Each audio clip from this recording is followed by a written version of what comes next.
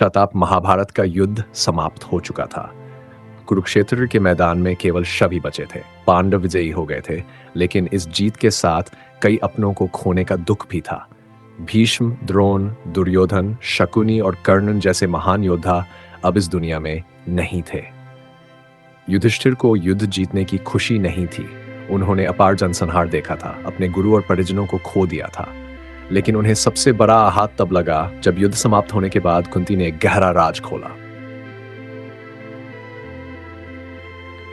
एक दिन युद्ध के बाद जब सभी पांडव मां कुंती के पास गए तो उन्होंने गहरे दुख से भरी आवाज में कहा, पुत्रों, मैं तुमसे एक सत्य छिपा रही थी जिसे अब और नहीं छिपा सकती।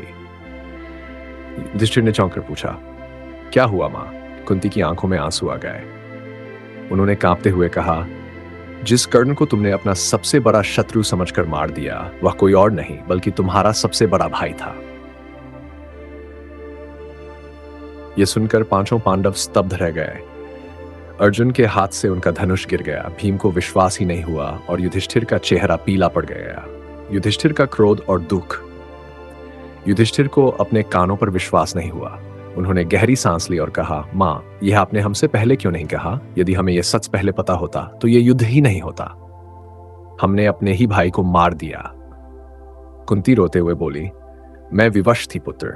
यदि मैंने यह पहले बता दिया होता तो तुम सब उसे अपना बड़ा भाई मानते, लेकिन समाज उसे कभी स्वीकार नहीं करता। युधिष्ठिर को बहुत बड़ा झटका लगा। उन्होंने आकाश की ओर देखा और रोते हुए कहा, हमने कितना बड़ा पाप कर दिया। मैंने अपने ही भाई के रक्त से अपना सिंहासन लाल कर दिया। मैं इस सिंहासन के योग्य नहीं हूं। युधिष्ठिर का राजपाट त्यागने का निर्णय। युधिष्ठिर ने उसी समय निर्णय लिया कि वह राजा नहीं बनेंगे। उन्होंने अपनी तलवार फेंक दी और कहा, मैं इस पाप का भागी नहीं बनूंगा। मैं राज्य नहीं चलाऊंगा। भीम ने समझाने की कोशिश की, भैया, आपने जो किया वह अज्ञानता में किया। यह आपकी गलती नहीं थी। लेकिन युधिष्ठिर शांत नहीं हुए। उन्होंने अर्जुन की ओर देखा और कहा, तुम्हें कैसे लग रहा है अर्जुन? तुमने ही मेरे भाई को मारा है, क्या तुम्हें पश्चाताप नहीं हो रहा? अर्जुन सिर झुकाकर खड़े रहे। उनके मन में ग्लानि थी, लेकिन अब कुछ नहीं किया जा सकता था। श्री कृष्ण की सीख। जब श्री कृष्ण को यह सब पता चला तो वे युधिष्ठिर के पास आए। उन्होंने कहा, युधिष्ठिर, तुमने जो किया वह युद्ध का धर्म था। तुम्हें अपने कर्तव्य से पीछे नहीं हटना चाहिए। अगर तुम राजा नहीं बनोगे तो प्रजा का क्या होगा?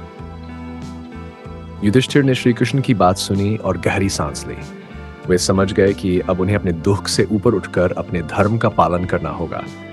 अंत में युधिष्ठिर ने भारी मन से हस्तिनापुर का सिंहासन स्वीकार कर लिया, लेकिन कर्ण की याद उन्हें जीवन भर कचोटती रही।